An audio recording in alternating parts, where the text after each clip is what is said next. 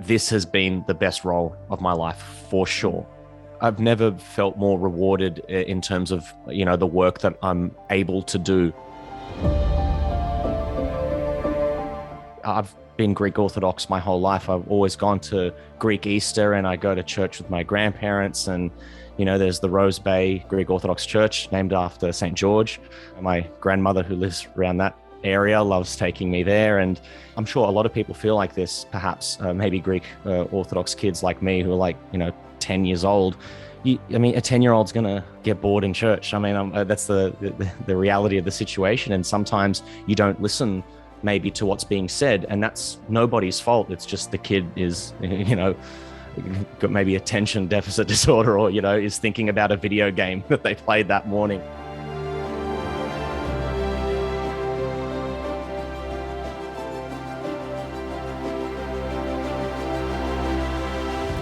Doing this show has made me prick my ears up and listen a lot more and delve deeper into these parables, because I think you can probably get people of all faiths and backgrounds, even like contemporary spiritualists, you can listen to that and go, whoa, that resonates with me. And that's a really good thing, because this is obviously a great show for Christians. But if everyone can watch it and go, oh, I can love in this certain way, then that's what we want, right? We want to spread love and spread positivity. And that can happen with this show. And that's been one of the biggest takeaways for me, for sure.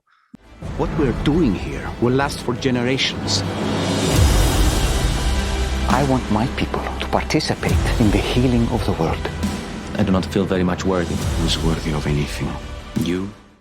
I actually went to school at St. Spiridon College. So there's St. Spiridon Greek Orthodox Church in Kingsford. I went there just for primary school. So Father Stephen, who's still, the priest there, he taught me at school. He married my parents. He baptized me and my brother. So I actually called him up and asked him advice for playing John for season 2. And he said, from my understanding, is that John was most probably one of the youngest of the disciples. And Jesus saw in James and John these two hotheads who had so much passion, but they had passion for the right reasons. They just needed to be guided. Because I was saying, why is John the beloved one? And he goes, this from my perspective, it's probably because it's like a teacher with a young student kind of thing. Like this person can carry on this legacy. He thought about that with all the disciples. But we do see John lives to 85 years old and, really has to carry the torch when a lot of the others get martyred. But yeah, being able to, talk to the priest who's been in our family for so long was really special, especially preparing for season 2. Let us do something. What would that achieve? Defending your honor. They reviled and humiliated you. They deserve to have bolts of lightning rain down and incinerate them! Yes! Fire from the heavens! Fire. You said we could do things like that. Say the word, and it will happen. Why not? We knew we couldn't trust these people. We shouldn't have come here in the first place. They don't deserve you. It's the ultimate form of artistry, what Dallas and the other writers and the makers of the show get to do.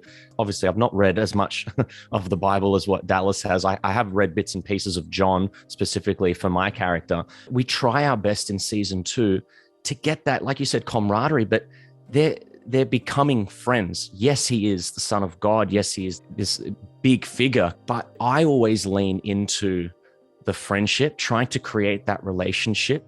But it's very rare in a series where you know what's going to happen. That's where the knots come from this show, is seeing that person, that version of Jesus that we're presenting, that human version, is going to end up in a really, really bad situation. And I always say this to everybody on all the cast. I go, remember that wedding scene when we're all dancing? That's going to turn into something else very, very later on. And that's going to be gut-wrenching. Oh. And I got to be there. John's got to be there right at that moment. And I am, again, as the actor, I'm looking forward to the torment, but my goodness, I could probably burst out into tears right now in front of you if I allowed myself to. It's going to be gut-wrenching.